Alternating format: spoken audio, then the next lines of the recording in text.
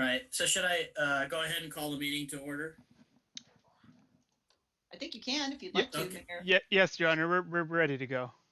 Okay, so we'll call this meeting of the Porterville Special City Council meeting to order, and we'll have roll call, please. Councilmember Carrillo, Present. Councilmember Peñalosa, Councilmember Stowe, Vice Mayor Flores, Present. Mayor Reyes. Present.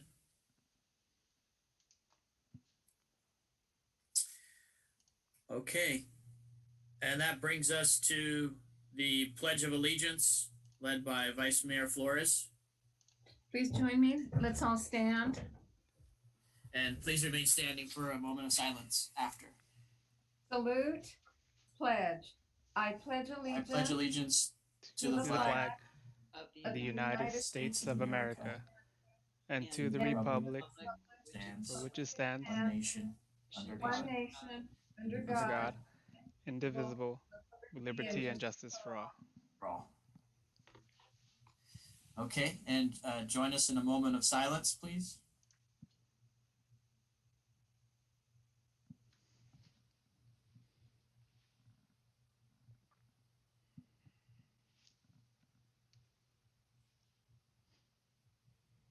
Okay, you may be seated.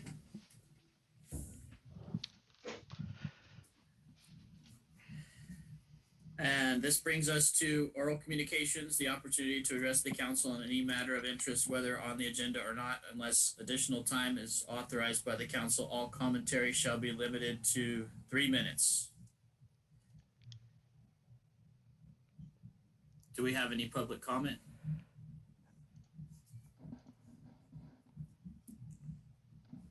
I apologize, Your Honor. So we did receive a council meeting comment through email. It was kind of a bit of a hybrid of kind of asking a question, which our department can reach out to this individual, but I'll go ahead and read it out to you now. Thank you. This is from Dave Christopher Rearman. Hope you are doing well, and thank you in advance for taking the time to read my message. I wanted to reach out because I'm interested in joining meetings. Due to my work, I speak to a lot of local businesses and people that are job seekers. I like the smaller feel of Porterville, but at the same time, I do see room for development. I did not see a concrete agenda for this evening's meeting. However, I am curious to find what is in the long-term and short-term planning and/or goals of Porterville. And since I do return to the community by coaching Little League, I am really curious to find out what there can be done to have a season for these kids. Since I am originally from the Netherlands, I want to be mindful and not wanting to push for too many topics, but at the same time, after living in Portable for the last 2 to 3 years, I want to see if I can do something in return for the community in the long run. Thank you once again for your time. Best regards, Dave Veerman. Okay. Thank you for reading that. And that was the only comment? That was the only email comment that we received for public comment today. As I'm looking at the attendee list, I do not see anyone signifying that they would like to speak using the raise your hand option. Okay. Okay, thank you. So that brings us to scheduled matters, which is one item tonight. Thank you, Mayor. Do you want me to go ahead and speak? Please, Start it off? please. Thank you. This is our biannual a training session. So many of you have already been through this, and some of you have not. Thank you all for joining us tonight, and thank you in advance for having to listen to me for the next 2 hours talk about ethics and public service. I will try to make it interesting. I promise. I will try to do my best. And I did with knowing that some of you have heard this before, I did try to mix it up at least a little bit, so that hopefully everybody will be able to keep their attention during this lovely presentation. So, ethics and public service, laws and principles. I always start, I haven't changed these couple slides, just because they really, this does drive home why we have to be here and what we're doing, and why this is so important. Tonight, what we're going to do is we're going to, at least I'm going to try to familiarize you guys with the laws that govern your service and when to ask questions, to encourage you guys to think beyond just what the law says and what the legal restrictions are, and actually give you some tools for doing that. And also to help you guys comply with the actual statutory requirements of AB 1234, which govern ethics in public service for local officials. Public service ethics is a little bit different than a lot of the other areas of ethics that you often experience, either through your profession or through other avenues in the community. The laws are going to play a much bigger role here. There are actual legal restrictions and requirements, and it's important that they get followed. The other thing that I think is really interesting is that perception is often as important as reality, and there are laws that actually govern perception.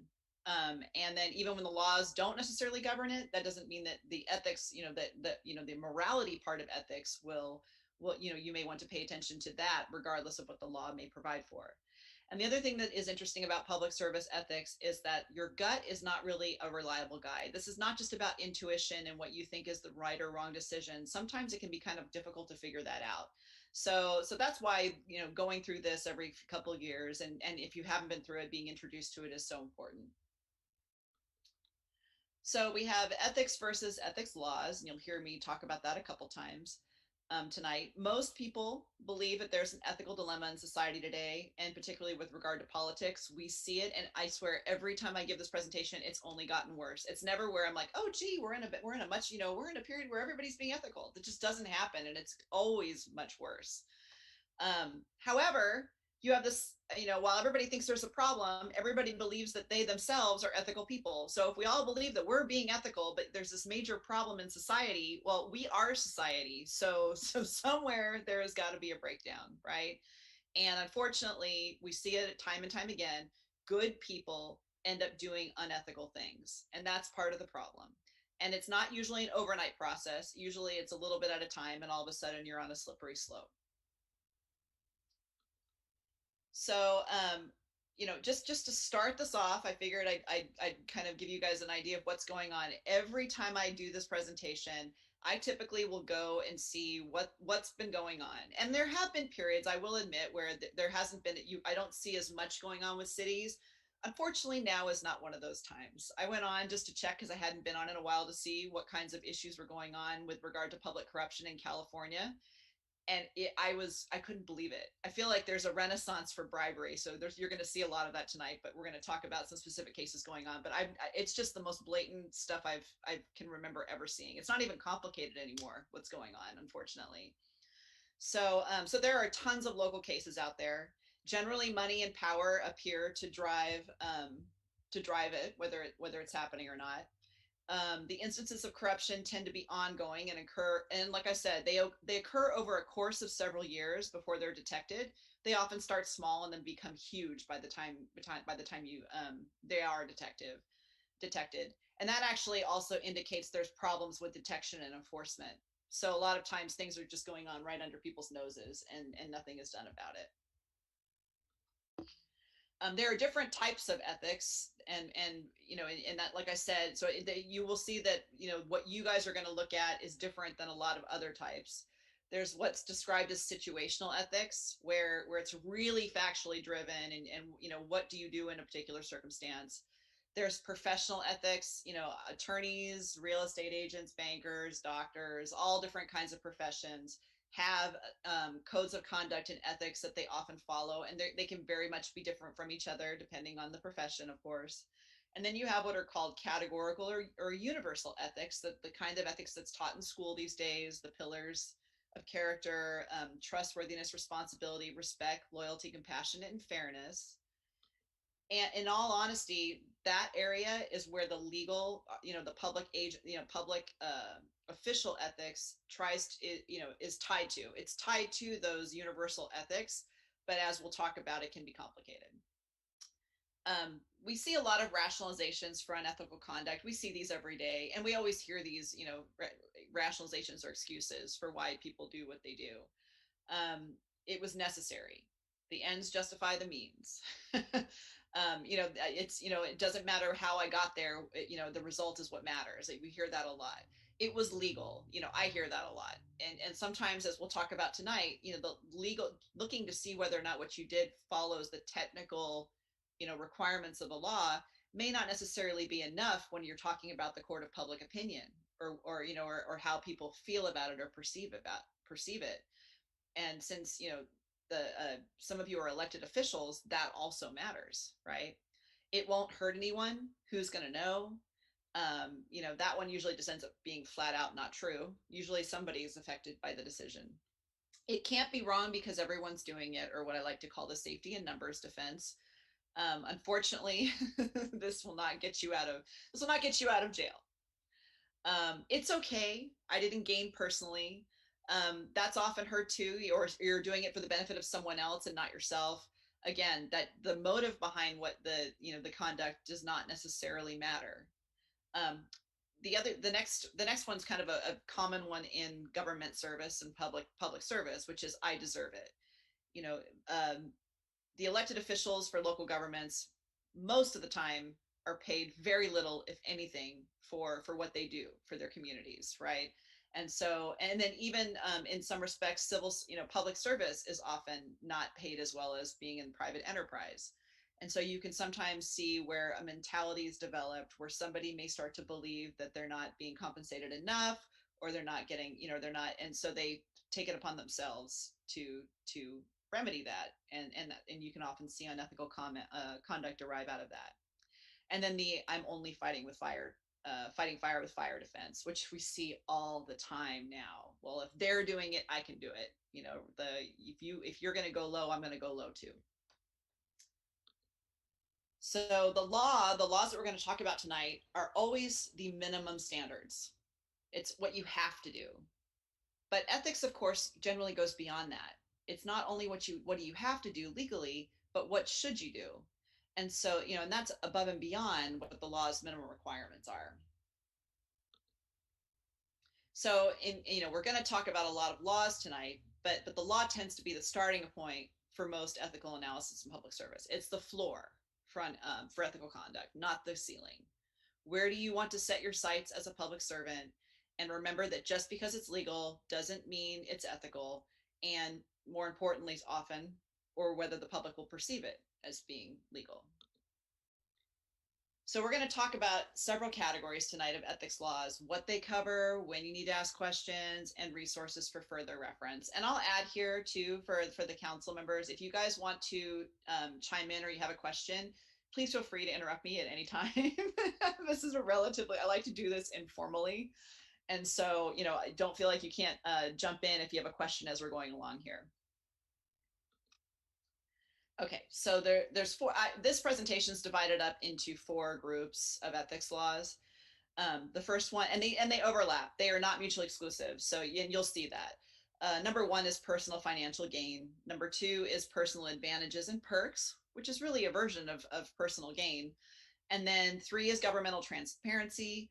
And 4 are your fair processes laws. So group 1 is personal financial gain issues. The principle here is that public servants should not benefit financially from their positions. Examples of the laws that fall under this category are bribery and related crimes, solicitation, financial interest disqualification requirements, and then also revolving door restrictions with regard to what you can do after you've left service and for how long. So we'll talk about bribery first. It's the one everybody is most, sees the most in the news, and probably has the most familiarity with the concept, at least. So the rule here, of course, is that public officials may not solicit, receive, or agree to receive a benefit in exchange for their official actions. Penalties here are really severe because we're talking about a crime. So it's loss of office, prison time, fines, restitution, and of course the costs you're going to incur, which are attorney's fees, and then major public embarrassment because the papers will have a field day and the media will have a field day, and they do. I always look to see, I've kept Randy Cunningham, Duke Cunningham, in my presentation, just because he still is, in my mind, the poster child for how bad this can get. Here he's posting with a Rolls Royce that he received in exchange for granting government contracts. And he was convicted, years ago now, on bribery and corruption charges. And of course, the picture next to that is him at his press conference after the conviction, or where he broke down, sobbing in front of everyone over the conduct. And so that's an older one. And here's a new one. This is one that's going on right now, which is a major corruption scandal in San Francisco with regard to their public services contracts. So you had your picture of your Rolls Royce, and here's your picture of a Rolex that was given to the public works director in exchange for basically preferential treatment. So in San Francisco, there's a far-reaching public corruption scandal concerning the public works director, Mr. Nuru, at its center. In February, just this past month, Florence Kong was sentenced to 1 year and 1 day in prison for bribing Mr. Nuru with a $35,000 Rolex watch and other gifts. This is actually just the tip of the iceberg. Ms. Kong owns several construction and real estate businesses, including SFR Recovery, which is a recycling plant that was awarded a public contract with the city to dispose of construction debris. So she reportedly was showering the public works director with gifts, while all the while pressuring him to award not only that permit for the construction debris to her company, but then also to repeatedly increase the volume of the business that was going to that company. That case is part of actually a larger federal and local investigation that's going on right now. Mr. Nuru also allegedly has taken hundreds of thousands of dollars in bribes, including cash, meals, vacations, and work on his vacation home. So he's not the only one that's caught up in this. Harlan Kelly, who's the general manager of the Public Utilities Commission, has also been charged. And there are at least 5 contractors that are now caught up in this web and are now barred from doing business with the city and county of San Francisco. And the latest, actually, is that the San Francisco city attorney just announced that the ratepayers will be getting back $100 million in overpaid garbage collection fees. So their contractor, Raycology, had its 14% rate hike approved by Mr. Nuru about 1.5 years ago. And in the midst of this scandal, they actually came forward and stated that their rate was too high by, quote, mistake. And apparently they had been overcharging, and apparently they knew it for quite some time. And not only that, they had donated an influx of cash to a nonprofit slush fund used by Mr. Nuru for parties, swag, and other perks for his workers. So that's where you get that no one pipes up and talks about it, because they're all benefiting as well. And then a former top Raycology official also had been indicted in this corruption scandal. And I did want to point out too that this particular company has been involved, I guess, with the city's refuse collection for close to 95 years under some kind of non-compete contract. So there's a lot of people up in arms right now in San Francisco with what's going on with this department. And then it's not just big cities. So smaller cities are having their problems too. This is the city of Calexico. And in May of last year, federal bribery charges were brought against the mayor pro tem and a city staff member. They were involved in a pay-to-play scheme uncovered in a sting operation. The public officials accepted $35,000 in cash, that they jointly actually, and promised to fast-track licensing for a cannabis dispensary and to hold up other competitors' permits. So it was for a particular dispensary. They also admitted to creating a shell corporation to launder the bribe proceeds, which is often, we often see that with these bribery, where they try to hide the bribery through creating some kind of nonprofit corporation. And then finally, this is another one that just, I leave it in my presentation because it just really bugs the heck out of me, because, I know that there's always complaints about how CalPERS is costing everyone so much money. Well, back in 2011, an investigator found a former CalPERS board member had corrupted top officials and likely cost the fund tens of millions of dollars in unnecessary fees. what happened here, the authorities claimed certain investment firms had paid Villalobos and his cronies over 50 million in secret fees to help make introductions and convince CalPERS to do business with him. So there was basically he created a perception that the firms needed to pay for connections to secure the business. And so the CalPERS CEO at the time, he actually was involved as well, because he helped shield Villalobos from liability by basically signing papers saying that CalPERS was aware of these fees. So since this scandal, the deals with the firms have been renegotiated, and CalPERS has obtained over $300 million in fee discounts. But what that tells you is it was paying, many millions of dollars of unnecessary fees that really didn't have there was no reason for them, other than they were basically, padding the pockets of these individuals. So there are now new rules that have been also enacted prohibiting these placement fees. But again, it's just, this has a cost to the public agencies as well. So that gives you a good idea of what the bribery is. I'm rather shocked, and I'm going to, these aren't the only ones we're going to talk about tonight, but there's just, to me, it just seems like it's gotten much worse, and it's just more blatant, and which is really unfortunate. So similar crimes, of course, to bribery are the receipt of rewards for appointing someone to office. So you don't have to be bribed to go do something. You can be rewarded after doing something, and that is also a crime. And then, of course, embezzlement is converting public funds or property to your own use, or theft. So all of those kind of fall. They're all a version of theft in some way, shape, or form. So that's that's a clear cut, bright line. We all know that's, you're not supposed to do it, yet for some reason we have this problem where it's still happening. The other one, of course, that is more complicated, that falls in this category, are the disqualification rules based on financial interests. So the rule here is that you may not participate in a decision if financial interests are affected by that decision. So, and the effect, of course, that we're talking about can be positive or negative. So it could cost you something, or you could benefit from it. So, and I will say that generally speaking, members of advisory boards are not always subject to these legal restrictions, but they can be. So just be aware. And I generally treat it so that even if you're on an advisory board and you're not an elected official, and you're not one of the top staffers in the city that are making financial decisions, because you are participating sometimes in recommendations that could result in financial decisions, I think it's my advice that you still follow these rules. And if you stand to benefit from a particular act, something that could happen as a result of your recommendation or a result of your participation, then I would advise that you not participate. Now, that sounds simpler than it is, so we're going to talk about what that actually means here. So not participating means that if you are going to vote on something, you're not just abstaining from it, you're actually disqualifying yourself from participation. So it's a very different, it has a different meaning. Abstention actually generally means that you're sort of not participating in the vote, but an abstention not done for a conflict or disqualification purpose actually then tends to mean that if you abstain during a vote, your vote goes with whatever the motion was.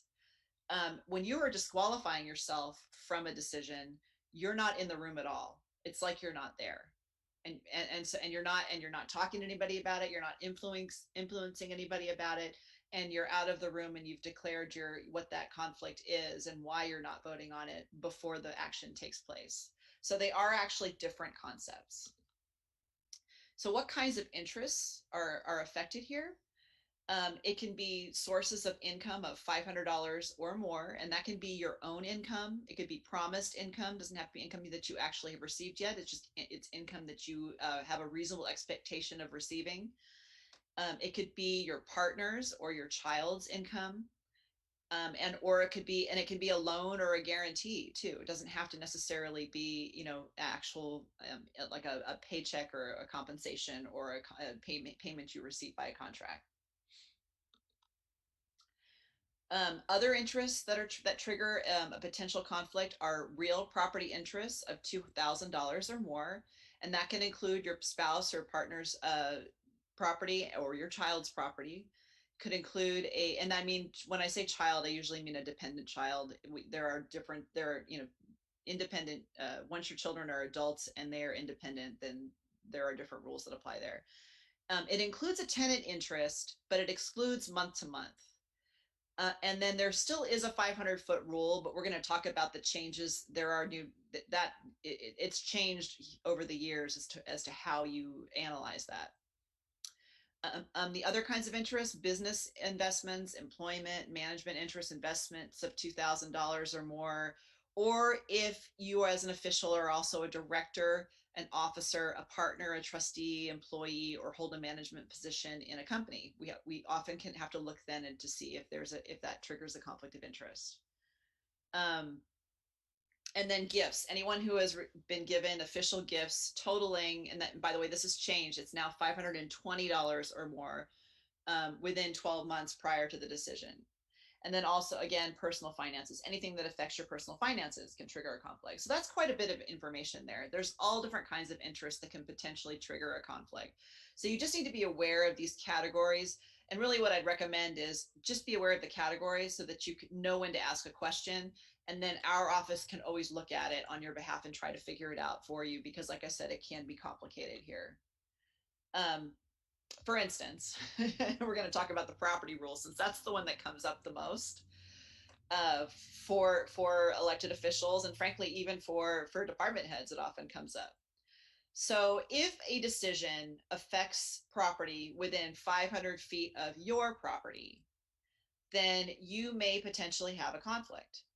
The prior rule that we followed for many years was if your property was within 500 feet of the property that was subject to a city decision, then the financial interests were presumed material, but could be rebutted if facts showed no financial effect whatsoever.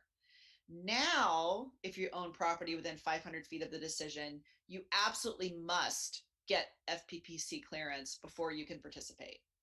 I actually like this change to a certain extent, because this is one of the few where it makes it really, there's a bright line here that they've created. And they've kind of gone back and forth over the years over how to handle this. And they finally came to the decision that, okay, if it's within 500 feet, you have to get you can go to the Fair Political Practices Commission and get an opinion saying that they, otherwise that they don't think there's, that there's no potential effect here. But generally speaking, you're going to have that. Now, the old rule also said that financial impacts were presumed not material if you were more than 500 feet from property that is subject to the decision, unless that could be rebutted. Unfortunately, this is not as good of a change. So the new rule is, even if the property is well beyond the 500 feet, the individual with that problem must consider whether the decision, quote, would cause a reasonably prudent person, using due care and consideration under the circumstances, to believe that the governmental decision was of such a nature that its reasonably foreseeable effect would influence the market value of the official's property.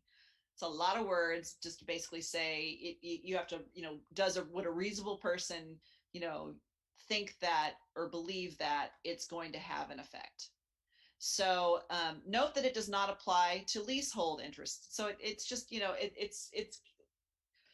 it just creates some ambiguities here. So if you just need to be aware that just because you're outside that bright, that bright line standard doesn't mean that you still have to think about, well, is there some other reason why my property might benefit, or that might be a detriment of enough money that it would matter. Okay. So again, another change here, the old rule said that if a business entity in which an official had the interest was located on the property, the effects of the decision on the property as well as the business had to be considered. So you had to look at now two different categories of conflicts, potential conflicts. Now they basically say that you don't have to consider the effects of the real property when the decision involves issuance of a permit or entitlement, when considering the impact of the decision on income producing potential of the property. Instead, you only look at the official's business entity interests and not the real property interests. So you can throw out the whole analysis on the fact that it's within 500 feet, but you do need to look at the business interest aspect and whether that will have an effect.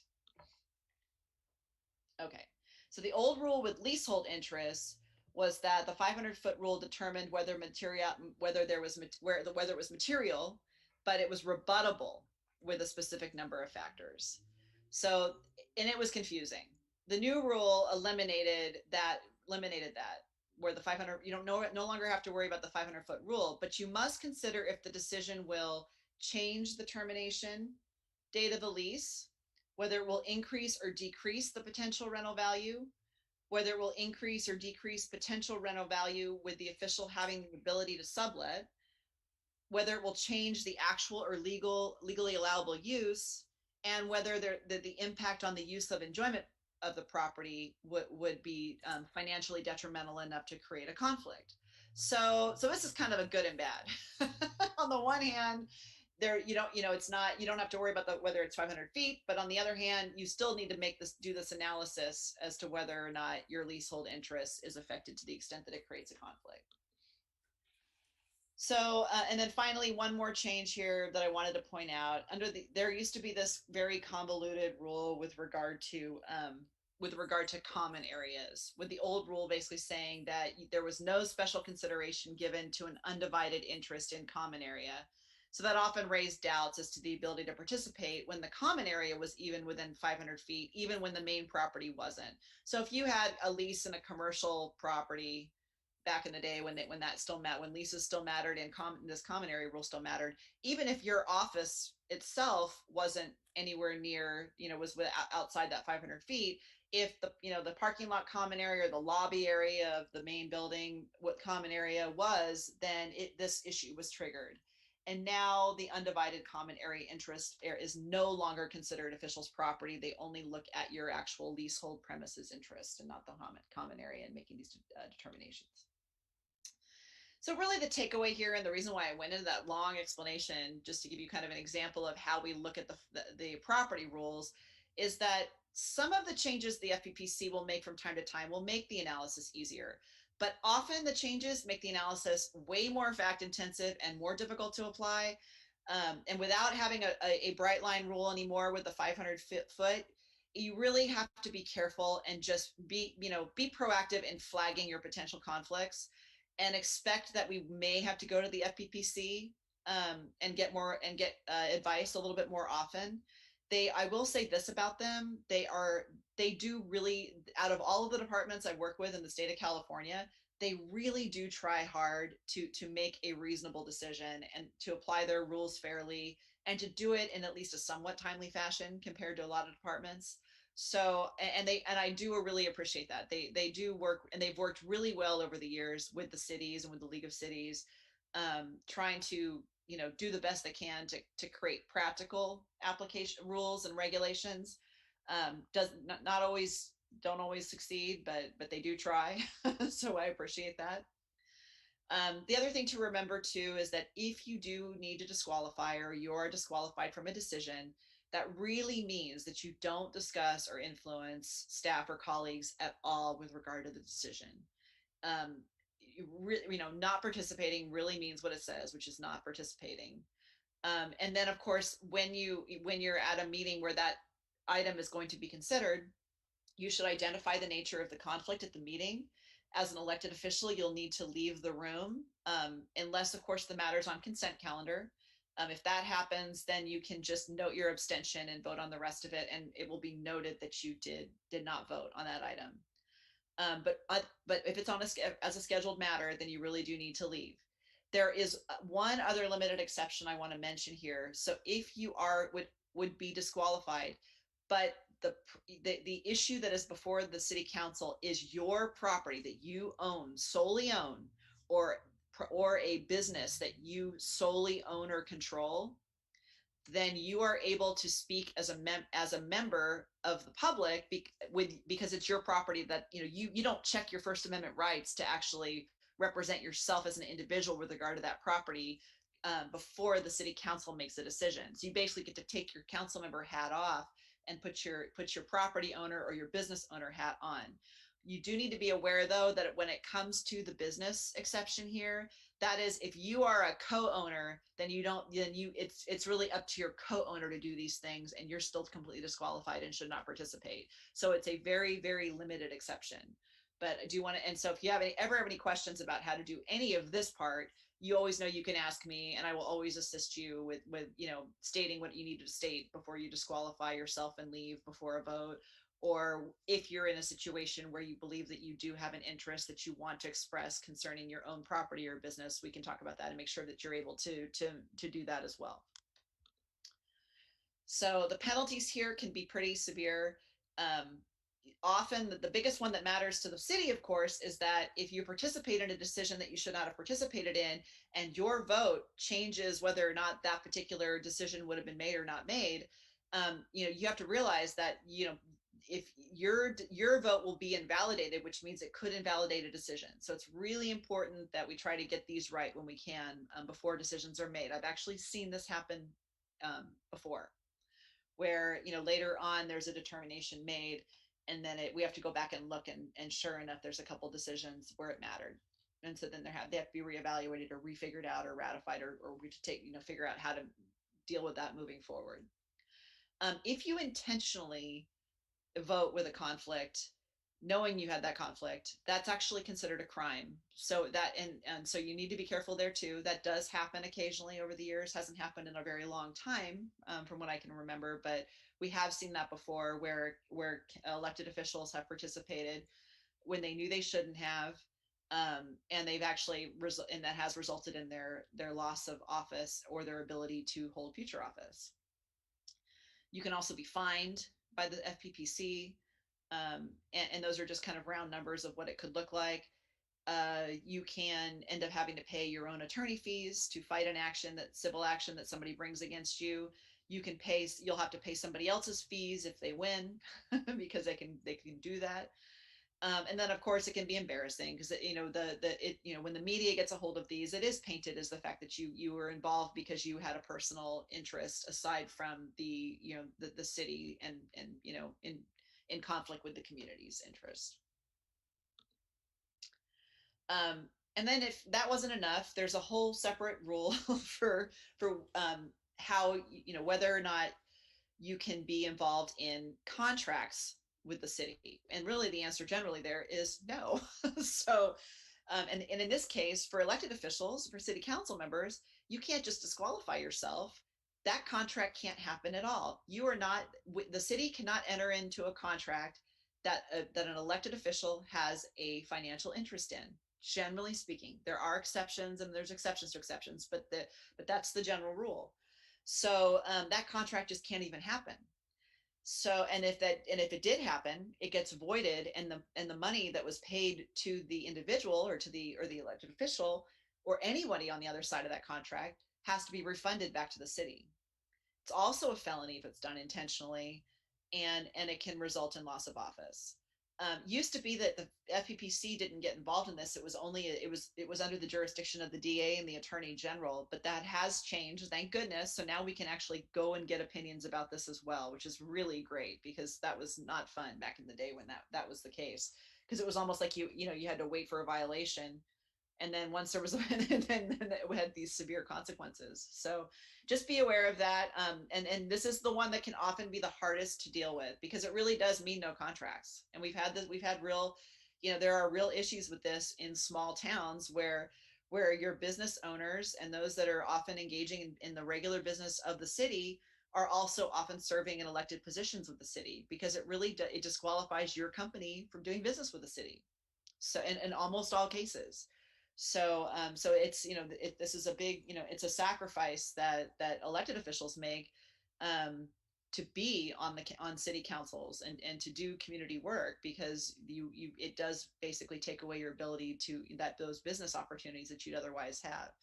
Now, with regard to staff members, and they do not, it's a disqualification. It still is a disqualification obligation. So there are no prohibitions on the contracts themselves. But if you are, if this is the case, you really absolutely cannot be participating at all in the contract negotiations, in anything having to do with that contract. And you don't, and so it kind of defaults back to the sort of the same types of procedures that have to be followed with regard to general conflicts of interest. And this is just an example of where this happened in another city. There was an elected official who owned a travel business and twice failed to disclose that on their Form 700. And then they proceeded to vote on a consent calendar without really paying attention to what was on that consent calendar. And on that consent calendar was approval of payments to that elected official's travel agency that the city had used unbeknownst to her. And so she voted on the consent calendar, and without really realizing that what she had done, ended up getting fined basically 3 times the amount of the cost. So it ended up being like a $75,000 fine. It was knocked down a bit, but she did lose her seat on the city council. So just be aware that it can be real severe, and it can catch you by surprise sometimes. There are other laws. There's what I mentioned earlier, which was the revolving door prohibition. That generally is a 1-year prohibition on electeds and top managers, basically representing people for pay in front of their prior employer or agency, but they were of whose board they sat on for a year after leaving that agency. So just be aware that that's another thing that you give up is your ability to do business for a while with the city. And then the other matter is that you cannot participate in decisions involving future employers. So if you're getting ready to get off the council and you may be going to work for a particular company, you need to not be participating in decisions related to that company. So that one kind of makes sense. So best practices here, you want to avoid the temptation to look at public service as an opportunity for financial gain. And of course, look at every decision and ask yourself whether it involves some kind of financial interest to you. And then check it, and we'll try to get, and ask, earlier is better. If you give me more time, then I'll be able to give you a better answer prior to the decision coming before the council or the city. So the next category is perks, which is I think it's closely related to the first category. So, and I just pulled this is a book that you can read about, there's quite a few lobbyists are infamous for granting perks. And the problem, I think, for lobbyists is there's a lot of gray area where they can do this legally, although it may seem highly unethical. They have there are not necessarily laws that outright prohibit a lot of the activity that goes on at those higher levels. Unfortunately, though, that tends to be a slippery slope and get them in trouble.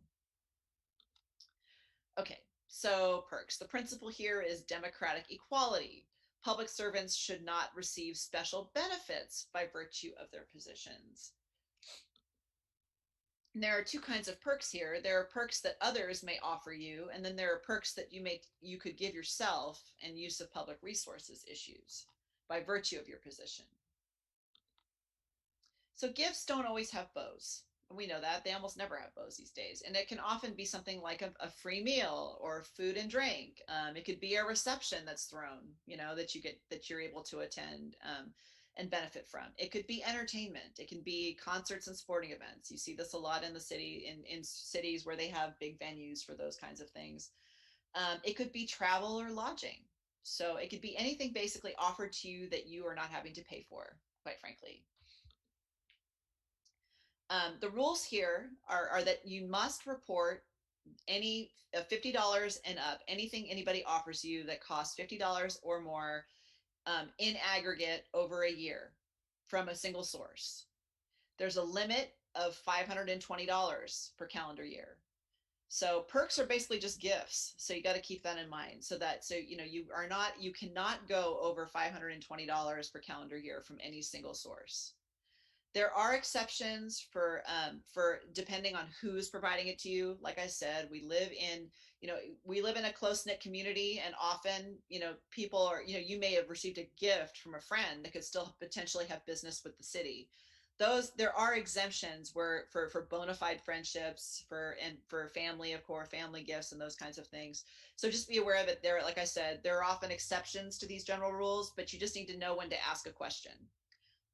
There are also exceptions for some kinds of travel and informational materials.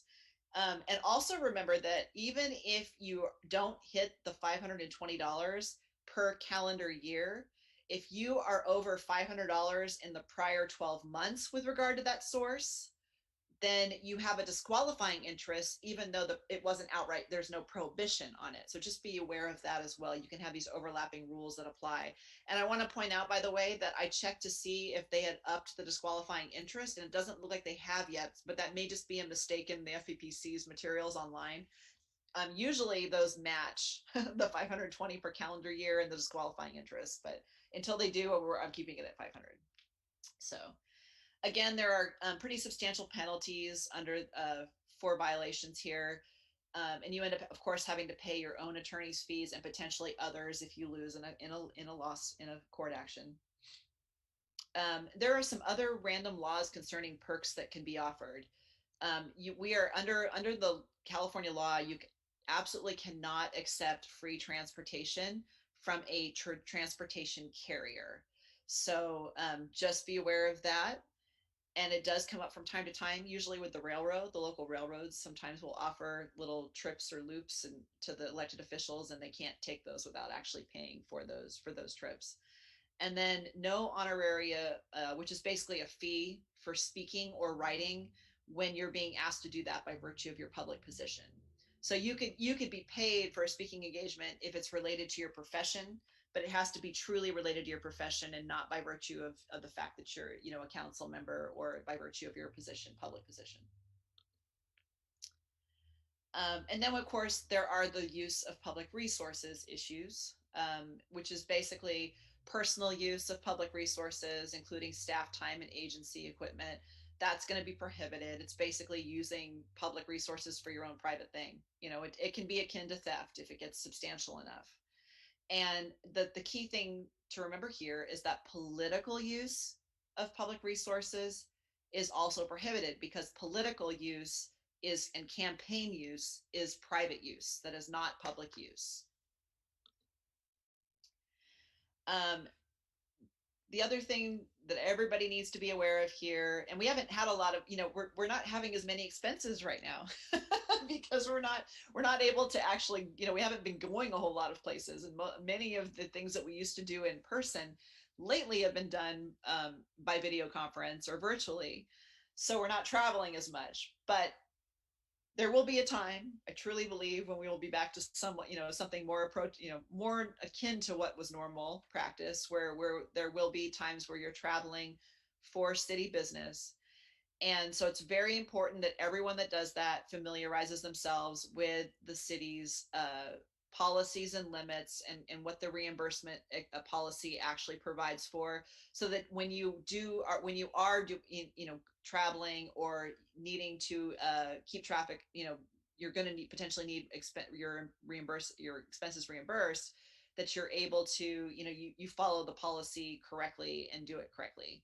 So you need to know what kinds of expenses are actually covered, what the rates for food, lodging, and transportation are, and then how you get reimbursed, because there are often alternatives for how you can do this. Sometimes you're able to get a per diem for things such as food expenses, or you could go ahead and charge your actual expenses and then make sure you keep your receipts and turn those in and be reimbursed.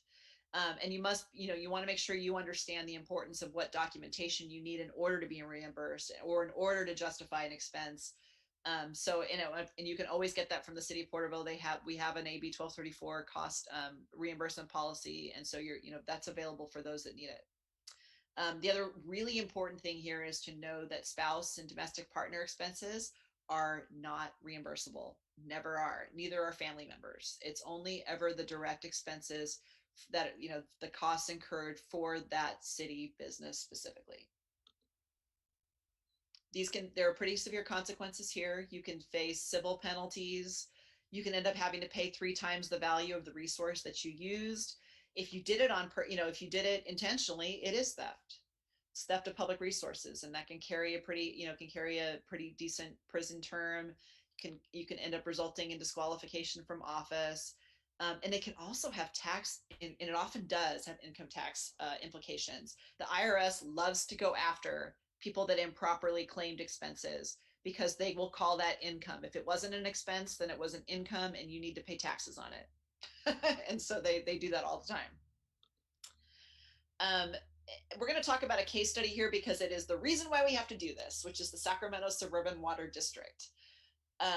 In that particular case and situation, this was prior to 2010, staff and directors were widely misusing public resources. And the Sacramento Bee did a big investigative expose about it and found that there was wide-ranging use of the agency credit card for personal use purposes, misreporting of income, double dipping on expense reimbursements. This is another situation where people, where they would go on these, they would go to conferences or go to various places under the guise of it being for the district's business. The wives, wives and spouses and husbands would go that with along with the officials. Family members would go, and those expenses would all be cut, would be reimbursed back by the district. Got people very angry, and there was a legislative response, which resulted in AB 1234, which is what we all now have to follow. And I am going to talk a little bit more about political use of public resources here. So this is a problem regardless of whether it was if it's done by the individuals or even by the city itself. So it's not just the individuals that have to worry about the elected officials that have to worry about this. It's also the agency, the city. Often the city may be supportive of certain ballot measures, but it has to be very careful how it spends its resources as well, and it has its own set of rules. And the FPPC now enforces all those rules against, the cities advocating for ballot measures. So, and we're pretty, you guys are pretty familiar with this because we've been through a couple tax measures, and that's where you see it, where you can see it in full application. Once a ballot measure is approved, the city doesn't spend money on campaigning for it. It cannot. It would be illegal to do so. So it's not, and that's just the same idea behind the, that's just like public officials can't use, city resources for their own political use. Neither can the city for political use. Additionally, there are mass mailing restrictions that actually restrict an incumbent's advantages over those that may be running for office. And there are crazy rules about font type and how many times your signature or your picture can appear in print in something that's mailed out to a certain number of people.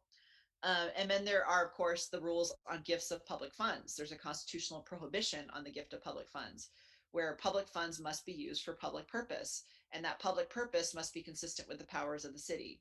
So these are all different rules and different laws that all kind of overlap in these areas of public use of public resources. So, and as I said, with regard to the FPPC, the rules are changing all the time. They are always changing. And so I just went on to, online a couple days ago when I was updating this presentation, and there's, a list of 20 things that have changed. Most of them are pretty minor, but you still need to, it's still stuff you need to be aware of. And there's always proposals, and they're always looking at trying to make this a little bit easier to sort of get through and figure out what you can and cannot do. But the best practice here to remember is to avoid those perks the best you can, and the temptation to rationalize about them. It can, like I said, there's always those rationalizations. Well, I don't, I get nothing. Why can't I, the swag that's being offered me, why can't I take it? it's, what's the big deal? Well, to a certain extent, some of that will be, there are minor things that are allowed here, but like I said, it can be a slippery slope, and before you know it, you could potentially be in trouble. So it's a legally risky, and of course, a big public relations headache. So just be very, very, very careful. And if you have questions, ask. Feel free to ask. So that third group that we're going to talk about are transparency laws. So the principles here are that it's the public's business, and the public trusts a process it can see. And conversely, of course, if it believes things are going on that it cannot see, then there is a loss of confidence there that will happen. General transparency rules here are that the city must conduct its business in the open and in publicized meetings. In those meetings, it must allow the public to participate, and it must allow public inspection of its records.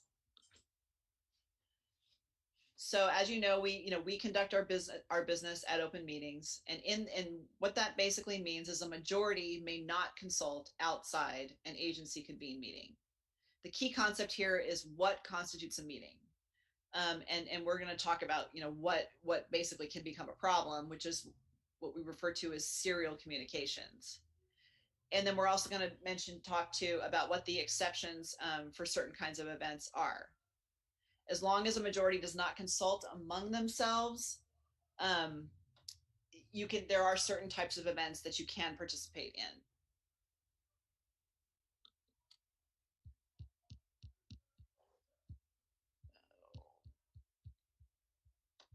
Hold on one second, guys.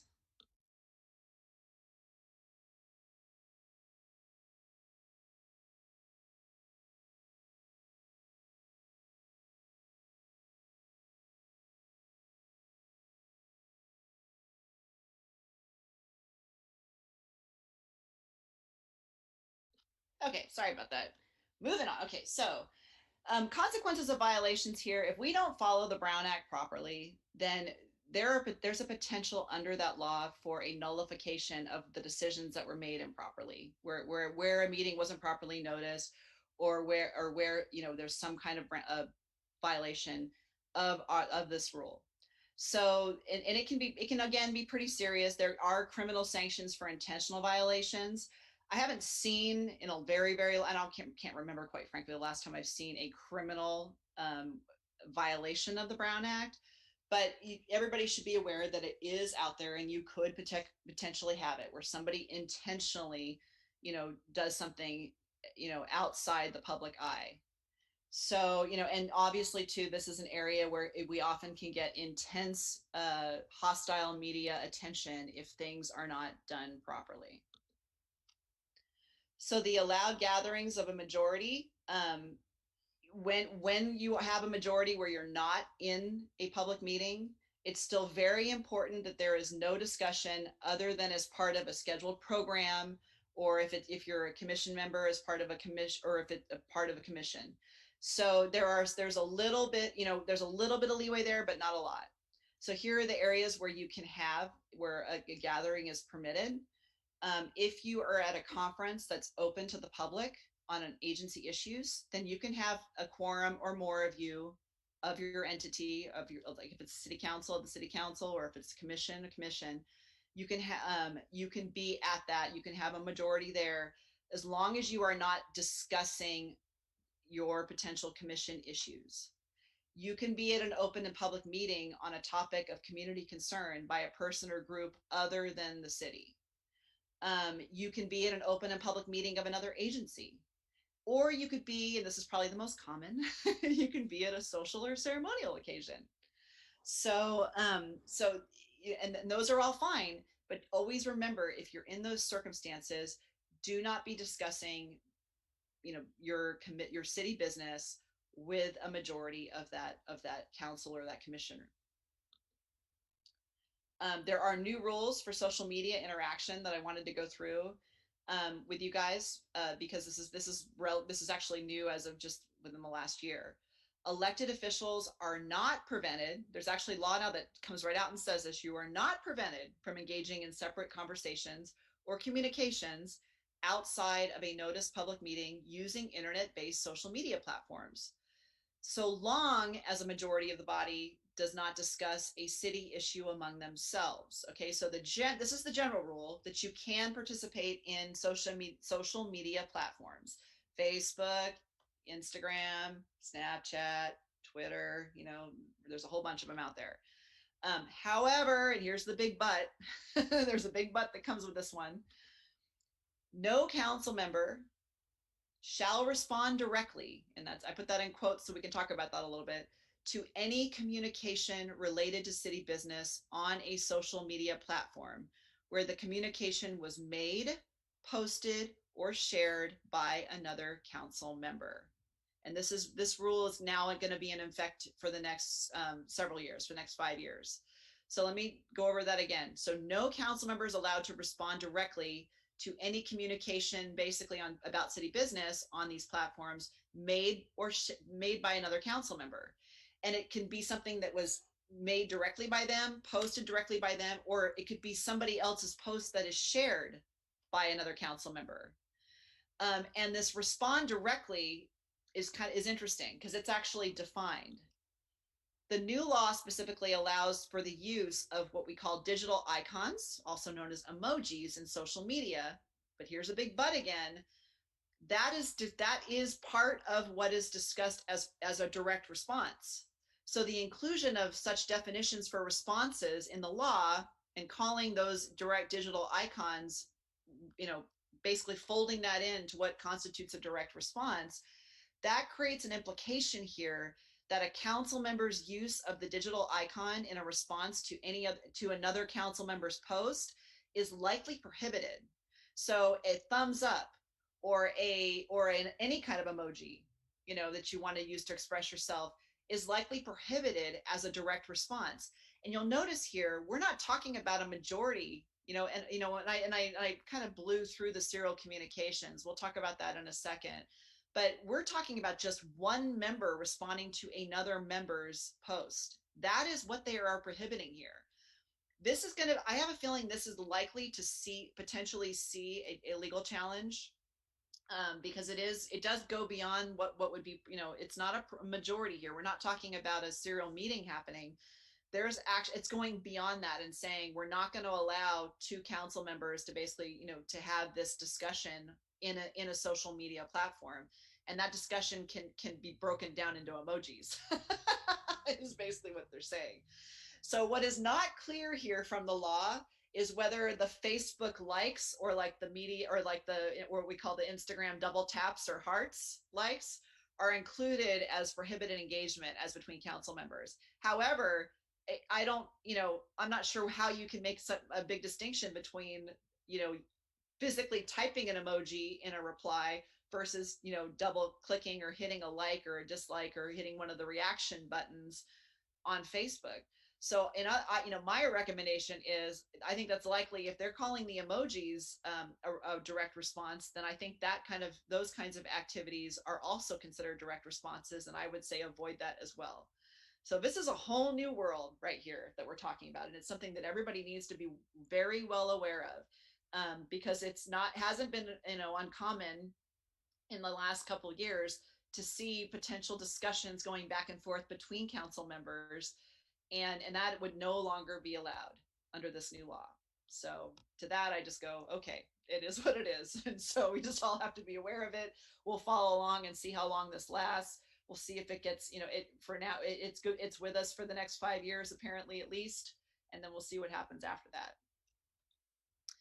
Before I go into the agenda requirements, I do want to go kind of jump back to serial meetings a little bit. So when we say that you can't have a majority of, obviously, that 3 out of 5 council members in a room together talking about city business can't happen without a notice and a meeting and public participation and all the Brown Act, all the Brown Act requirements. However, you don't all have to be in the same room to have a Brown Act violation.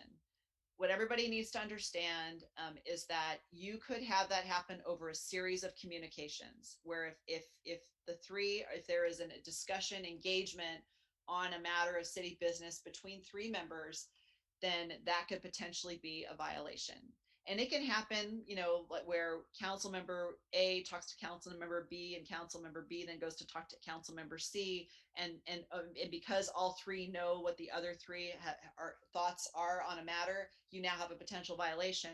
Or you could have what I think is the more common potential pitfall, which is where you have a constituent or maybe perhaps a member of the media that then calls, 3 or more council members and says, hey, how do you feel about this? I understand that you feel about that way, but I already just talked to council member A and they said this. So how do you feel about that, council member B? Or where the media will then potentially pull, a member of the media might pull the council to see where they may fall on a matter. So those are situations where you can also have a potential what we call a serial communication or a Brown Act violation without really ever realizing it. And so what I would recommend in those circumstances is that when that happens, that you always remember to say, to when you're talking to the member of community about something, always, and they're asking you for your opinion about something. Of course, you're able to share your thoughts on something. You're not prohibited from sharing thoughts, but you want to be very careful not to get engaged in any kind of discussion about how other council members may feel about it. And then you also want to make sure that the particular person you're talking to understands that you have not made a final decision yet, and you won't until you get to a final meeting when you've heard what there is to hear about that matter, and have considered any other, input from staff and council. So you always have and other council members and the members of the public. You always have the ability to say, hey, I haven't made my decision yet, but this is, I do have concerns. Those kinds of things are all okay, but you just need to be careful that you don't get yourself into the corner where you are, where you're basically saying, communicating that you've already, made up your mind about something, especially if that there's a quorum of you that are being communicated with. So just be aware of that. Okay, on to agenda requirements. So with regard to agenda requirements, for all of our meetings, the agendas generally have to be posted 72 hours in advance. That is the case with regular meetings, your set scheduled meetings that you have, that you've basically authorized by your regulations. And those agendas must have a brief description of each item of business. And the council, of course, can't take action on any item that's not listed. There are exceptions to this. We are able to add certain urgency items. We are actually able to have emergency meetings. So there are exceptions to these rules, of course, but generally speaking, that is the requirement. The public absolutely has the right to speak on any item on the agenda before that item is considered. And they can speak on with regard to regular meetings, they are able to speak on any non-agenda item that is within the commission or the city council's authority, depending on what body is that they're in front of. There are reasonable limits that may be imposed, and which can be like a time per, the time amount that you're going to allot per an issue, or that you're going to grant for a speaker, or even an overall time period for public comment. And that's because it's, although public participation is incredibly important, it's also important that the city be able to get its business taken care of. So it's not an open-ended requirement for public input, but within reason, you want to make sure that you're getting adequate, reasonable and objectively adequate public participation opportunities. And the public has the right, of course, to obtain and view the documents the board has in front of it that they are utilizing in order to make those decisions, which is why the city council does agenda packets and tries to get that information out. And really the rule here is that the public is entitled to view things at the same time, the public information at the same time that the council receives the public information. There can, of course, sometimes be exceptions with regard to confidential information that may be available that wouldn't otherwise be available to the public, but most of the time, what the council is able to see is also what the public is able to see. So just a couple words about parliamentary procedure. It's important too. It's often, some version of parliamentary procedure, usually Robert's rules, but not always Robert's rules, may be used and a governing body is always able to adopt other procedures if it wishes, but it often is used in order to have an orderly progression of your meetings. This also involves generally the election of a presiding officer of the board or the city council or commission. The presiding officer then runs those meetings and provides for efficient public meetings, time for each speaker. The presiding officer also determines order of proceedings and makes parliamentary rulings. However, and this is all great and it's important because I think it really helps a meeting progress in a good way. However, failure to follow will not invalidate decisions. And that's really important to know with regard. So there is this interplay between the parliamentary procedure and the Brown Act. And ultimately, if a vote is taken and there's a majority vote on a matter and it's clear what that matter was and it's clear what that vote is, that's the most important part of the meetings, is being able to determine what the action was that was taken. So just keep that in mind. And there's actually case law out there that has found that, parliamentary procedure will not overrule an action. Okay, public records. So there are lots of, almost all of cities' records presumptively are considered public. Agendas and meeting materials, of course, fall into that category. Beyond that, you have the writings that are prepared, owned, used, or retained by the agency. And that includes not just paper records, but also electronic records. And of course, we have more and more electronic records issues these days. So it's become quite the area. And then we also have the issue with emails and texts on cities' personal devices now being subject to public disclosure. That doesn't mean that everything, all of your emails and texts, are automatically, every city, every official, every employee, on personal devices are automatically going to need to be disclosed. But what it does mean is we have to review those records to see if they contain public business related information, just like we would review any other public related information. There was a case that came out of the city of San Jose a few years ago that went all the way to the Supreme Court on this. And for a while, it was under a lot of question. It wasn't clear. The appellate court underneath it had actually found that they weren't public, and that they weren't public. Personal stuff kept on personal devices were not public because they weren't necessarily under the control of the city. However, the Supreme Court basically made a finding that public policy was more important here, that these needed to be considered, at least, needed to be subject to review to see if there was public information contained within the records.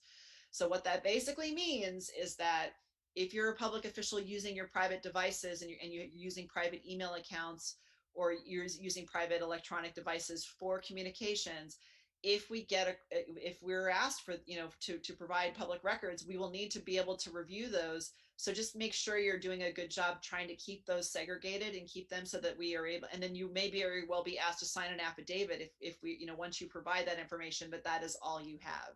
So just be aware that that is out there, and that we have had that happen now a couple times with many of our public agencies, where those are now being more and more these days asked for. So the penalties here can be pretty severe with regard to public records violations.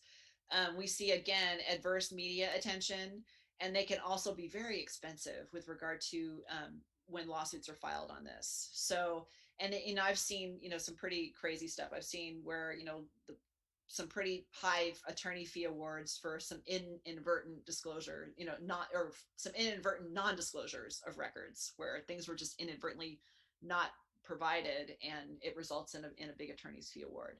Not as much anymore, because I think that was a little bit of a racket, and people finally caught on, and they weren't the attorney fee awards and the judgments weren't as high anymore, so we don't see it quite as much. But it's still an area where overwhelmingly the burden is on the city to justify why they're not going to provide something.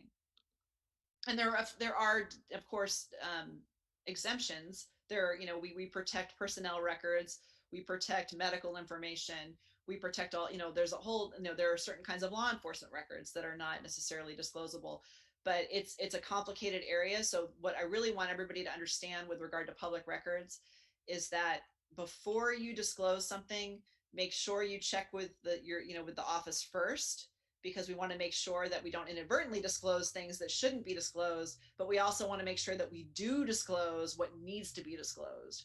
So if you're ever asked for something and you have a question, just make sure you check with the city staff first. If they have a question that needs to come to me, then it'll come to me. So along with disclosure and public records, there is some financial interest information on all of us, all council members, and our department heads, and myself included here, where we are required to disclose some financial interest information to the public. And that happens in the form of the annual Form 700s, which I believe we were all in the middle of filling out and getting out to everybody right now, because they're due to the FPPC and due to those that are responsible for holding on to that information by April 1st. So the transparency obligations here include an obligation for all of us to disclose our financial interests. We do that when we assume our offices, and we do that annually while we're in our positions, and then we do it upon leaving office. So, and there's all kinds of categories of disclosure. That's dictated by our local conflict of interest codes as to who has to disclose and what they have to disclose. And then and everybody can see those, and it's the public is entitled to them. So best practices under the transparency laws is to assume that all information is public or could become public, and make sure that you don't discuss agency business with fellow decision makers outside of the meetings. So, just make sure that, we are maintaining the public's confidence that they are seeing, they are seeing the government at work. The last group is our fair process laws. And the principle here is that as a decision maker, the public expects you to be impartial and avoid favoritism. So we're now outside the realm of monetary benefit. We're in just other reasons why you may be improperly impartial, and where you may be where we would potentially improperly be engage in favoritism. So it's kind of, it's a more, we're outside these clear sort of, well, it was money, or it was theft, it was this, it was a conflict, it was bribery. We're out of that context.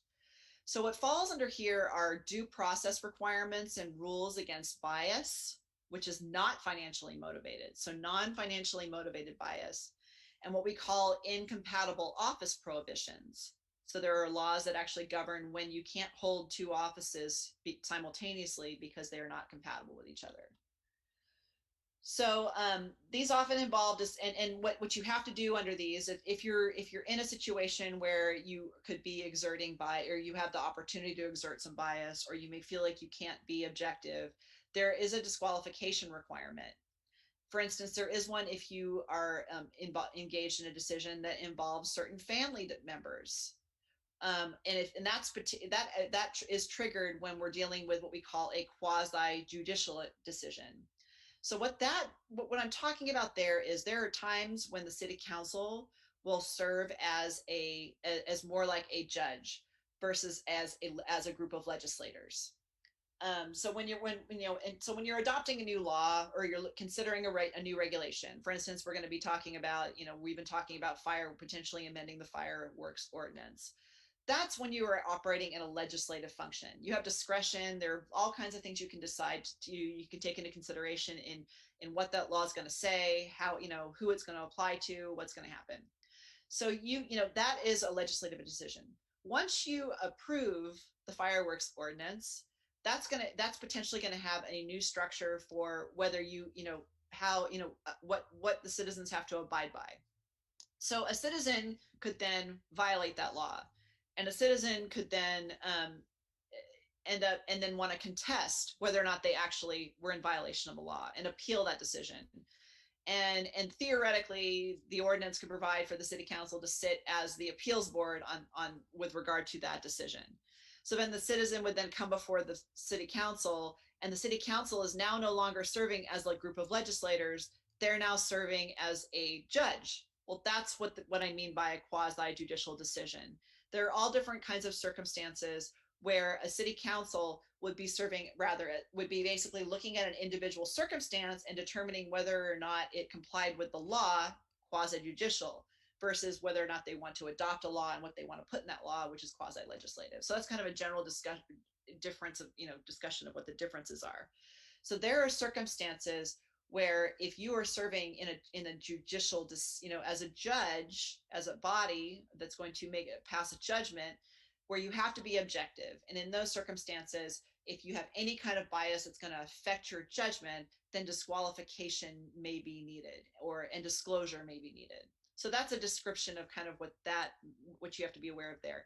When we are engaged in those circumstances, I will definitely try to give you guys a heads up so you understand what you need to be aware of. And we've done that before. There have been times where I've said, hey, you're going to be making a decision here. I think it would be good for you to go on record if you've had discussions, so that everybody out in the open knows if there's been any discussions outside of the meeting. That's another example of a fair process law. Another example are nepotism restrictions. So we often have nepotism, what we call rules against having family, having supervisors supervise their own family members, if, within the same department in a city, for example. There can also be restrictions on whether or not you can even have council member relatives necessarily working for the city, or whether you participate at all in those discussions. So there can be different levels there as to what was allowed and what's not allowed. You can have campaign contribution restrictions with regard to appointed bodies that are triggered by this. And this can be where you just don't want to have your council members or your commission members able to exert influence concerning campaign contributions with regard to other employees. You can have, like I said, you could basically have a prohibition on soliciting campaign contributions from employees. In fact, that is prohibited. So unless they happen to be in a pool of community members where it's inadvertent, then it can be allowed. So there is a whole host here, and I'm just kind of trying to touch very loosely on a bunch of different areas where there are different what we call fair process laws that can be triggered. So if you're ever, and this is where you do have to rely on your gut a little bit just to know whether or not you need to spot an issue. I'm just trying to give you guys kind of a broad brush stroke of where there could potentially be a problem.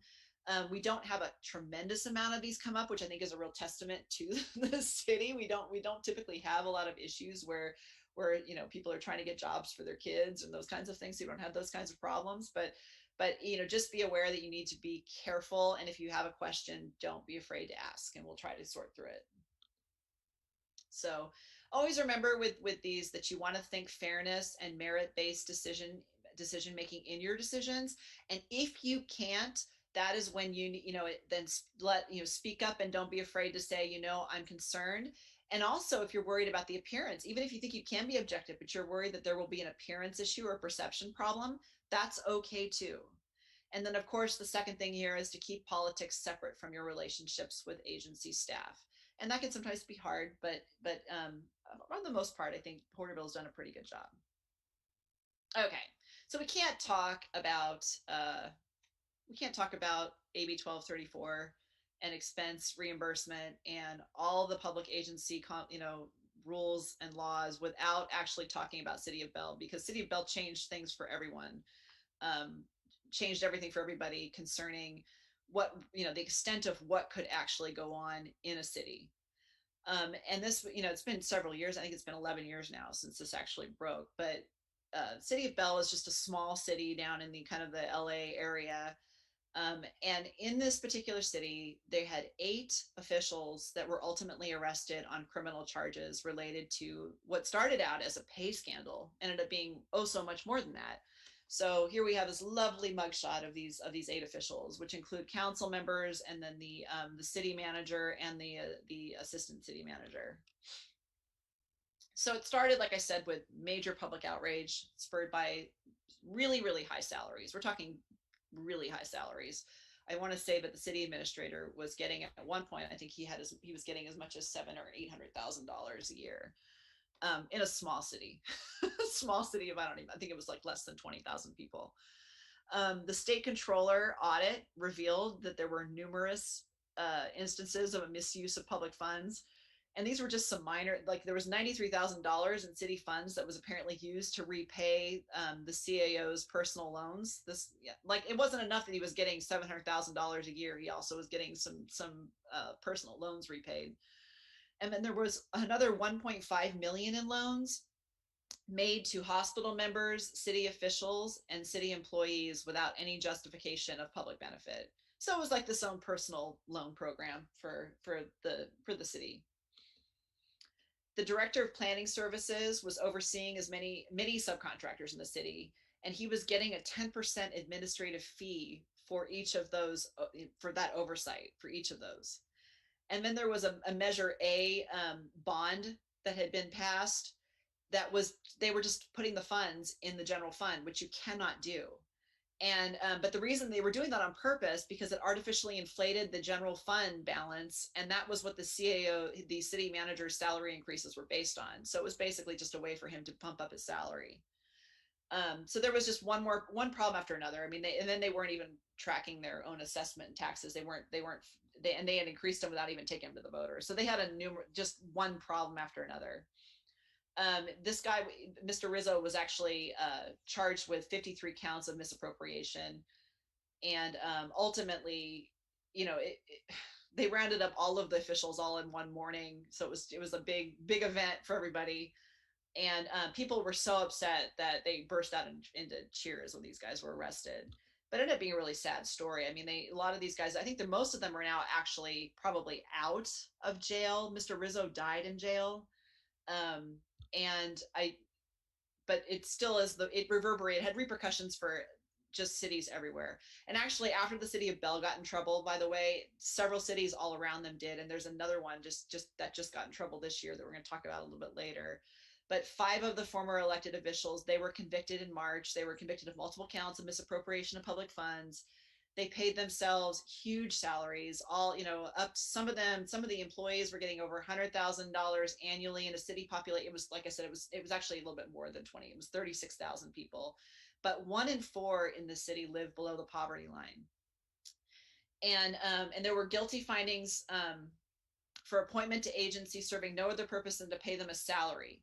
So they were basically, they had this other gig going where the council members they would appoint themselves to phantom commissions, made up commissions. They weren't meeting at all, but then they would just get a salary for those meetings, for the fact that they were on these commissions that were just made up. And so it ended up resulting in about 13 grand per council member, those that were doing that. So yeah, he ended up pleading, Mr. Rizzo did end up pleading no contest when all was said and done. And he actually went to prison also. He was sentenced separately for tax evasion. Because like I said, if you're starting to improperly give yourself money, the IRS is going to get you. And then the former assistant city manager, she got more than 11 years in prison. And she was the first Bell official to be sentenced. And there's this lovely, they got her they actually recorded her conversation, or an email. It wasn't a recorded conversation. It was an email. She emailed the police chief when they were negotiating his contract, basically saying, yeah, we're, blatantly taking advantage of the city. Pigs get fat, hogs get slaughtered. So as long as we're not hogs, all is well. I mean, it couldn't get more worse than that, except that she has a penchant for this. So I actually looked her up to see where she is now. I did find out that she's no longer in prison. She's been under home confinement, and I think she still is under home confinement. But she has been trying really hard to get this $8 million restitution order removed, and she just failed again. She just lost her last appeal, I think a year or two ago, and so she still has to pay it. But her last quote on this, to the public, literally on the courthouse steps, was, "Well, I didn't steal the Maserati, so why do I have to pay for it?" So she's really a peach. She hasn't I think got one too many fans over. She still really is quite bitter about the whole experience. But at any rate, big mess, huge mess down there. So so I know I'm talking a lot, so you guys, nobody's wanted to ask any questions yet, but there are some resources out there for further reading if you want. And my favorite group is the Institute for Local Government, and they are affiliated with the League of California Cities. They have all kinds of resources. They do ethical little articles and question and answers all the time. You can often see their articles in the Western Cities magazine. But then they also have quite a few resources out there kind of going through hypotheticals. It's just really good. I think they're very practical, and they give you some good examples of what you should be thinking about and what you should be doing, and the principles that can, kind of can guide you in your decision making. And so I highly recommend that if you haven't already, check them out online. Just a great group of a great organization, great group of people. And like I said, we are going to talk a little bit here about what you can do beyond the law, the public service ethics principles that go beyond just what the legal requirements are. As I mentioned before, there are 6 ethical values that come into play when you guys are making your decisions. And those are trustworthiness, loyalty, responsibility. And that's really a responsibility in the community's interest. Respect, fairness, and compassion. So those are all the ones our kids learned in school. It's also the ones that apply to us in our decision making. And so, always, you can apply these values when you're making your decisions. Are you being truthful with your fellow officials? Are you being truthful with the public and others? Remember that you can have 2 dilemmas here. 2 kinds of dilemmas. You can have the competing, it's not just right versus wrong or one value versus none. It often can be one of those values, those 6 values, against one of the other 6 values. So you can have competing right values, and then you got to figure out, well, which one should take precedence? What should be the guiding principle here in making the decision? And often, unfortunately, you got to keep in mind that doing the right thing is often the thing that is going to be the thing that costs you more. And that can often be and that is sometimes what makes it so hard to make the right decision. And I think you see this often with, when you're dealing with loyalty versus responsibility. You could have campaign contributors or those that have really supported you in your public service endeavors. And you may want, and you are not, they may want you to do something that you're not convinced is in truly the best interest of the community as a whole. Well, those are competing right values, because loyalty is important here too, but you have to look at loyalty versus responsibility and which one is going to matter more in that instance. And doing the right thing may cost you that relationship, that loyalty. And so you just have to be aware that sometimes these decisions are hard. This is not necessarily the easy areas. I mean, you have these dilemmas, these moral dilemmas for a reason. It's not always easy to figure out what the right thing to do is. So then you can ask yourself these questions. You can say, well, what would make the public feel the best? What's going to inspire the most public confidence? What do you want to read about on the front page? And how do you want to be remembered? Those are helpful. You can look at those and try to utilize those to get to wade through what the right thing to do is. And always remember that the law is just the minimum standard. It is definitely, you can always go beyond that. Violations of ethics laws carry stiff penalties. And so it's always important that when you're in doubt to ask early, but it really is your choice on how high you want to set your sights above the minimum requirements of the law. You can always go beyond that. And if you want to exercise an abundance of caution, that is perfectly okay to do that. So today, with regard to this, I'm gonna go through a few more examples. We're not quite done yet, but before we get to those, I did want to remind everybody. So usually we do a sign in with compliance. What I've done is I sent the city clerk the sign in sheet, and so the city clerk's office will make sure that those that are here get credit for the fact that they attended, and so they'll make sure that they create that record, and then they'll provide you with a participation certificate that you're going to need to sign. And then we need a copy back. The city clerk's office will need a copy of that so they can keep it, because it is a public record. So just make sure that you do get those certificates. Once you're given a certificate for participation, that you do sign it and get a copy back to the clerk's office. You can also keep it for yourself, since you need your own proof as well that you are good for another. We'll email those out. We'll email. Great. And then, of course, you can always consider going beyond the minimum terms of education, of what we've talked about here. Go check out the Institute for Local Government. The League of Cities also has resources with regard to ethics. And then finally, we're going to talk about just a few more examples of fun stuff. I've kept this one in just because this is a nearby city. And I feel like these are kind of the real world things that can actually happen. So this is an issue that happened in the King City Police Department a few years ago now. It was a towing impound scheme. So cars were basically granted in exchange for tows. So officers would pull over vehicles while they were out on patrol. And those cars were being towed by Miller's Towing, who basically had the contract with the city to do this. So they'd pull these over, so they would actually pull cars over and involve Miller's Towing, who would then in exchange for basically free cars, because basically what would happen is the cars would get impounded and abandoned, and then the officers would get cars for the benefit of this, and because Miller's Towing was benefiting. So often the victims were poor and didn't speak English, and they found that one of the police sergeants received cars 8 separate times in exchange for sending the Miller's Towing out for the tow. And Bruce Miller was the company owner's brother, and he was the police chief, and he also got a car. So for several years, Miller's Towing requested 87 to 90% of so what basically happens is there's when we have these towing contracts for these kinds of when we have these occurrences, there are towing companies that are on call. Well, Miller's Towing was one of the companies on call for King City, yet they received 87 to 90% of the business. In fact, 100% of the business one of the years. So basically, they were getting preferential treatment for the towing for those tows, and in exchange, we're giving the police officers free cars. So 2 officers actually faced separate embezzlement and perjury charges concerning a separate embezzlement of a patrol car and then lying about it. So they had other problems in the department.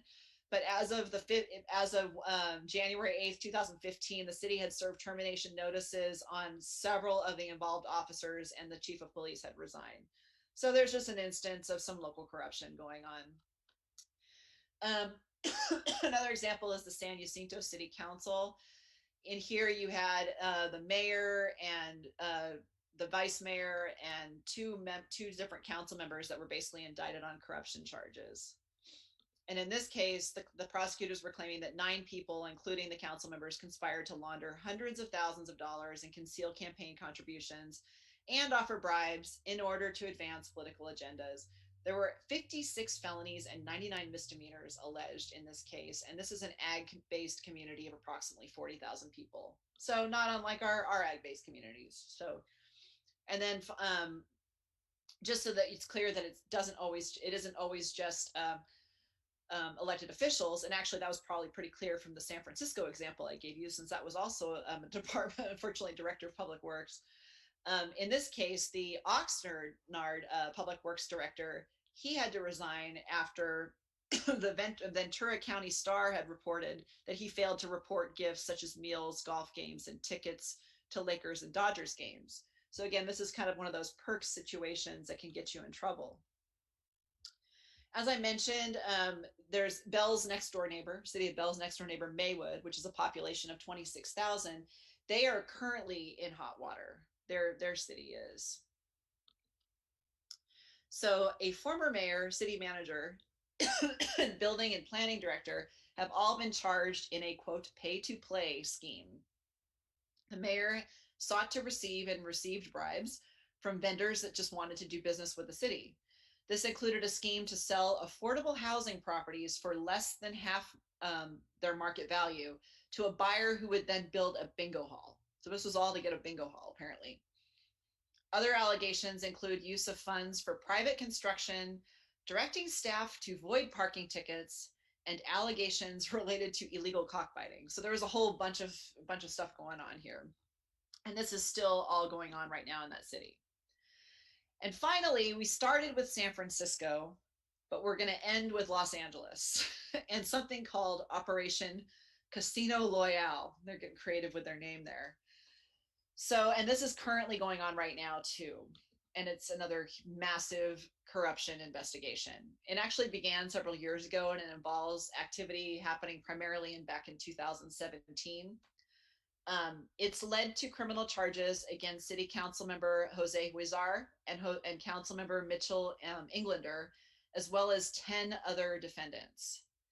So Huizar had allegedly agreed to accept at least 1.5 million in illicit financial benefits while serving as the leader of a criminal enterprise. That's actually the allegation by the prosecutors. And his trial he's actually pled not guilty. And so he has his jury trial coming up in June of this year. Englander has pled out and was sentenced earlier this year for scheming to cover up cash payments, expensive meals, escort services, and other gifts in exchange for business opportunities in the city. And here's just an example of what was going on. During a trip to Las Vegas, Englander received $10,000 in cash, a hotel room, $1,000 in casino chips, $34,000 in bottle service, etc., which I guess hence their name for their operation here. The scandal actually blew apart a $700 million project downtown in Huizar's district. It was going to be a 77-story building, I guess, that was going to be built. He had asked a developer to coordinate a trip to Cuba for himself and a woman with whom he was having a secret romantic relationship. This is all in the record right now. I guess it's a crazy case. The developer explained to him in a recorded statement that obtaining special visas for a trip would probably expose the corruption, saying, look, we're all going to be on record if something happens. Everyone's going to be dead. So that the developers that are caught up in this are a China-based group called Shenzhen New World Group and its chairman, and then a Bel Air-based developer And then a former deputy mayor, Raymond Chan, he's also been indicted on all these racketeering charges. So, and it's really involved. But it's really involved yet really simple, because basically it was just a bunch of backroom deals and a bunch of benefits given to get this big building built, and to get the approvals needed for this huge building. So this is basically, this last picture here is money that was retrieved from a search warrant executed on the council member's home. So looks like he was keeping things pretty organized. So with that, you guys have heard me talk long enough. Now is the time for questions. Does anybody have any questions?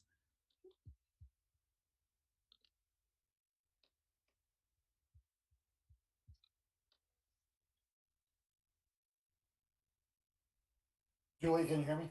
Yeah. Okay, there was a problem with my microphone earlier. Oh, no problem. I want to be clear that staff isn't immune to this. And the case that I cite, and we've talked about as department directors, has been the Beaumont case, which was seven department directors colluded together to form their own companies to do business with the city at the tune of $43 million over 10 years. Oh yeah, that's one of my prior examples, but yes, absolutely. Yeah, so we see this all the time, and that seems to be a favorite, by the way, this forming of a nonprofit company, to try to do business, to basically hide the business or launder improperly received proceeds. It's often seen, but I do feel like these last cases, especially when you look at what's going on in San Francisco and LA right now, it's just, how could they ever think they were going to get away with it? I mean, it's so blatant and so in your face, and there's nothing. I mean, yes, ultimately the schemes can be complicated, but the benefits that were basically given are not. I mean, it is just cash money, Rolexes, bottle service, $34,000 bottle service, very expensive meals, very travel, trips, vacations. It's just really kind of egregious and kind of amazing that people think that and I think they're, I think for a time what ends up happening is people believe no one's watching, or that no one cares, which I think is really, go ahead. Yeah. One of the things I noticed, at least on one of the cases, they left the fire chief out of their little group. I think he's left out on both of them. Maybe what's up with that? Yeah. Julia, we do have an attendee that would like to speak. It's Jason Pommier. As long as it's up to the council, but I'm council's discretion whether they want to allow public comment.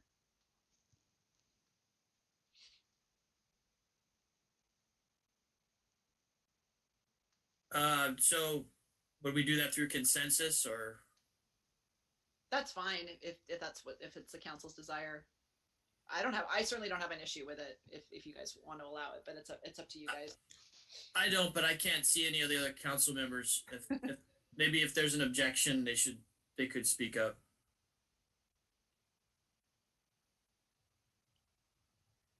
Okay, I don't hear any objections. So I don't have an objection. Okay, I'll go ahead and bring in Jason Pommier to go ahead and speak.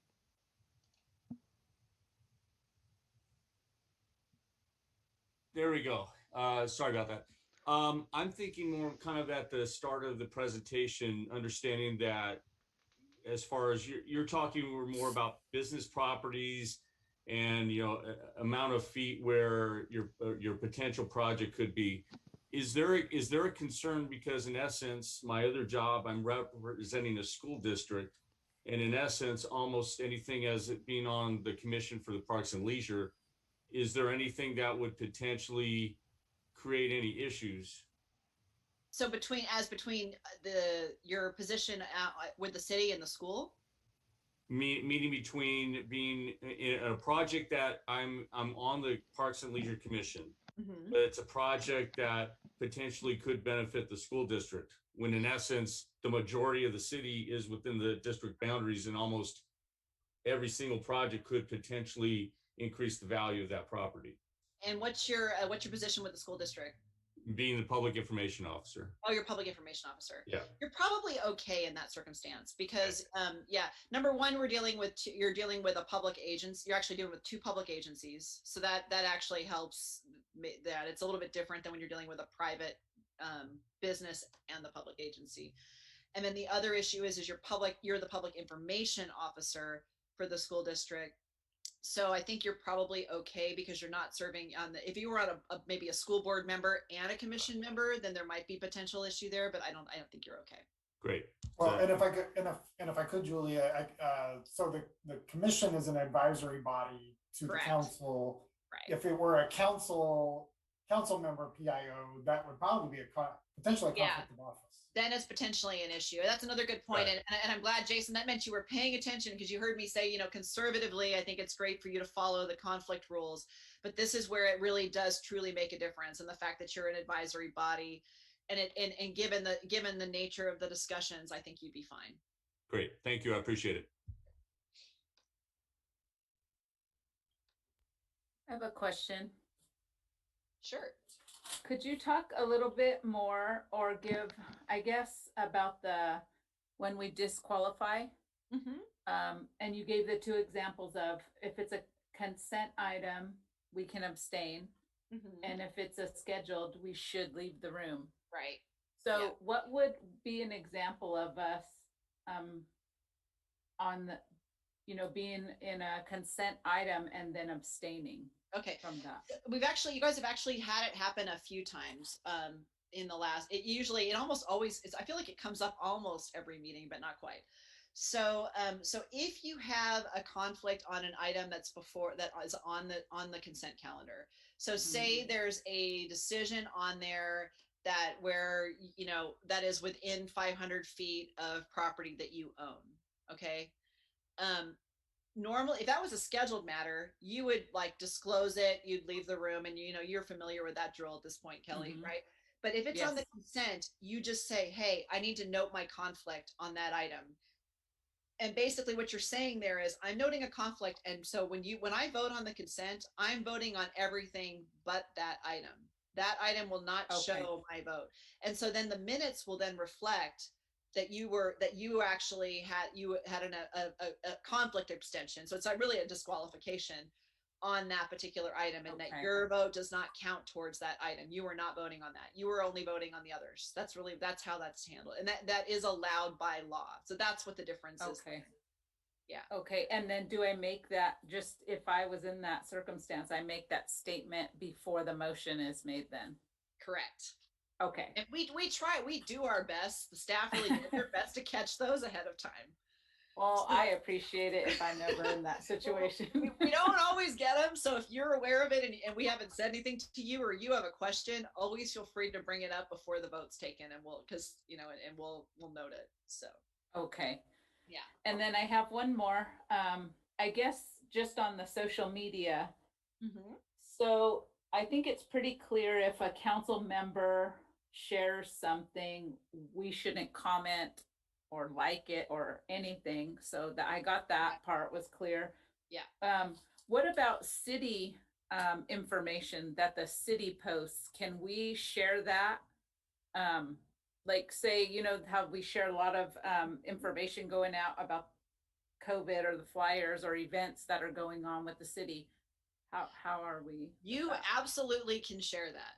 Okay. You can share posts by so if say the city makes has something on one of their website, on one of their social media sites, and every council member wants to share it, that is okay. Here's the crazy thing though. You want to share directly the city. This is how crazy the law is. You're going to want to share the city's post, but you are definitely not going to want to share the city's post that was shared by someone else, because you know how that can work, right? So make sure you share it directly from the city and not from another city council member, because that would technically be a violation of that law as it's written, right?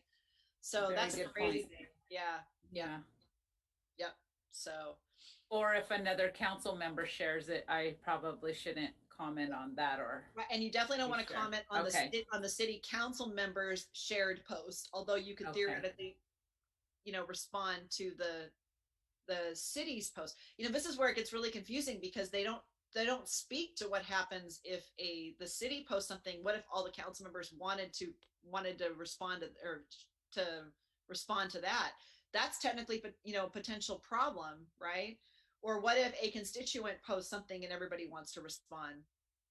You know what I mean? It gets really convoluted. They did not, you know, there's not a lot. I mean, we'll have to see where this law goes. We're going to be monitoring it very carefully because I can see all kinds of potential problems, you know, with, well, what about this? And what about that? Yeah. So, I mean, you're definitely going to want to, you know, and I guess the rule here is if you're always safer to share a constituent's post and then comment on it. And that way you're the individual commenter, but I see problems. I mean, I can see potential issues with all of those. So. Right. That was my question is if there's a post that a council member comments on, then does that prevent a council member from sharing that post at that point? Does it go both ways where then, yeah, you know what? I'd have to go back and look at the exact language of the law. Let's see if I brought it. I think I brought it. I'll look at it a little bit. We're going to, you know, and unfortunately it's so new. There's just no case law interpreting it yet. So we really don't have a good feel for what's going to be allowed and what's not going to be allowed and how they're going to, you know, navigate their own language here. So yeah, I don't know. I mean, right now it says it's basically you know, one council member cannot comment on something posted, shared, or even or their comment too. Like you wouldn't want to have a comment to a comment, obviously, either. So that's how it reads right now, but we don't know what that's actually going to mean when all is said and done. And I think you're just pointing out the ambiguity that we just don't know yet. So. Right. Okay. Yeah. Good times. Mayor, may I comment? I don't have a question, but may I comment? Please. First of all, I want to say thank you because there's so many things that have changed, even the highlights with the FEPC, but on the social media with regard to what we can and what we can't and posting. This is why I know that when we brought the council handbook to the table, it was important to bring out the social media aspect because that is a newness for all of us. And I can appreciate because there are lines that you cross them and then it's a potential meeting of comments and it's understood. So I can appreciate it. I want to say thank you only because there's still so much to cover. You're welcome. I know it's a lot, and thank you guys for putting up with listening to me. I know I'm trying to get through a lot of it, and it's and unfortunately, you know, we're only hitting it in very sort of, you know, a kind of an aerial view of what these laws actually say, and they can be very complicated. So I really appreciate all of your diligence. You guys actually, I really do appreciate that you guys make an effort to understand and make sure you're kind of keeping track of what you need to ask questions on or bring to others our attention. I really do appreciate that. You guys do a great job of that. So definitely makes my job easier. So yeah, I think that's better for all of us if your job is easier. I think it's a win-win. Are there any other questions that anybody has?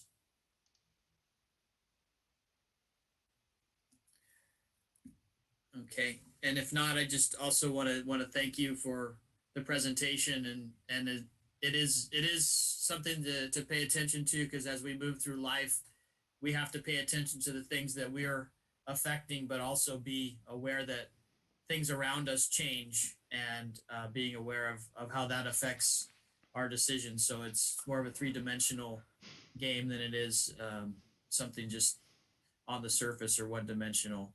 So I really appreciate the information and appreciate you being available for questions as they come up for us individually. Always. It helps us conduct the business of the city in an ethical and efficient manner. So I appreciate that. So if there's no more questions, John, do we have any other any other business to take care of at this point? No, Your Honor. Okay. So with that, if there's no other questions, then we can adjourn the meeting. Next meeting, March 16th. So we'll see everyone then. Thank you, everybody. Thank Okay, you. meeting Take Meeting care. adjourned. Thank you. Thank you. For the presentation.